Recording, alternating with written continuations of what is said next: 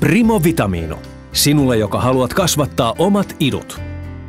Primo Vitaminon idätyskaukalossa voit idättää monia eri siemeniä, kuten krassia, herneitä ja auringonkukan siemeniä. Nelson Gardenin siemenet ovat tietysti ekologisesti kasvatettuja ilman keinoravinteita ja torjunta-aineita. Idätyskaukalossa on 2 osaa, kaukalo ja ritilä. Mittaa noin 2 ruokalusikallista siemeniä kaukaloon. Laita ritilä päälle ja huuhtele siemenet huolellisesti. Siivilöi vesi pois varovasti ritilän läpi. Lisää vettä ja anna siementen liota yön yli.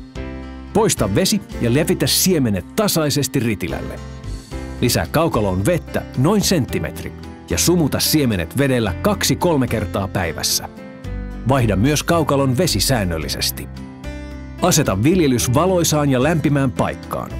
Kun juuret ovat kehittyneet, ituja ei enää tarvitse sumuttaa vedellä. Päivittäinen kaukalon veden vaihtaminen riittää. Idut ovat valmiit 5-6 päivän päästä.